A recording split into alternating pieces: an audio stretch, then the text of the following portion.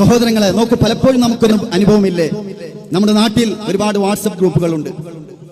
ആ ഗ്രൂപ്പുകളിൽ മുജാഹിദീങ്ങൾ, സലഫികളായ ഏതെങ്കിലും ഒരു പ്രവർത്തകർ ഒരു 2-3 മിനിറ്റിന്റെ ഒരു സംസാരം അതിലേക്ക് ഇട്ടാൽ എന്താ സംഭവിക്കാറുള്ളത്?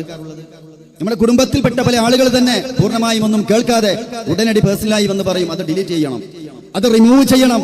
എന്തേ, ധാരാളം പ്രസംഗം വരുന്നുണ്ടല്ലോ, ഒന്നും പ്രശ്നമില്ല, ഇതിലെന്തേ പ്രശ്നം? ഇതിൽ തൗഹീദുണ്ട്, ഇതിൽ ലാ ഇലാഹ ഇല്ലല്ലാഹുണ്ട്, ഇത് ശിർക്കിനെതിരെയുള്ള ശബ്ദമാണ്, അപ്പോഴാണ് പറയുന്നത് ഡിലീറ്റ് ചെയ്യണം. എന്ന് ചെയ്തില്ല എങ്കിലോ നമ്മെ റിമൂവ് ചെയ്യും. നേരെ മറിച്ച് തിരിച്ച് നമ്മൾ ചെയ്യാറുണ്ടോ? തിരിച്ച് നമ്മൾ ചെയ്യാറുണ്ട് സഹോദരങ്ങളെ. ഏതെങ്കിലും സമസ്തയിലുള്ള പ്രവർത്തകൻ നമ്മുടെ ഗ്രൂപ്പിലേക്ക് ഒരു പ്രസംഗം ഇട്ടാൽ നമ്മൾ ആരെങ്കിലും ഡിലീറ്റ് ചെയ്യാറുണ്ടോ? നമ്മൾ അവരോട് പേഴ്സണലായി പോയി പറയാറുണ്ട്, ഇതൊന്നും ഇടരുത് എന്ന് പറയാറുണ്ട്. എന്തേ നാം പറയാറില്ല? നമുക്ക് 100% ഉറപ്പാണ് അത് ബാത്തിലാണ് എന്നുള്ളത്. ഇത് ഞാൻ മുമ്പ് പറഞ്ഞിരുന്നു ഈ വേദിയിൽ. ഇവിടെ ഈ ഒരു സാഹചര്യത്തിനനുസരിച്ച് പറയാണ്, നമ്മൾ അങ്ങനെ ഒന്നും ചെയ്യാറില്ല. കാരണം ഞങ്ങളുടെ കയ്യിലുള്ളത് 100% ഹക്കാണ്.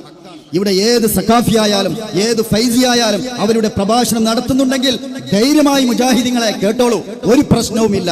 കാരണം എന്തേ, ഞങ്ങൾക്ക് അതിലൊരു ഭയപ്പെടേണ്ട ആവശ്യമില്ല.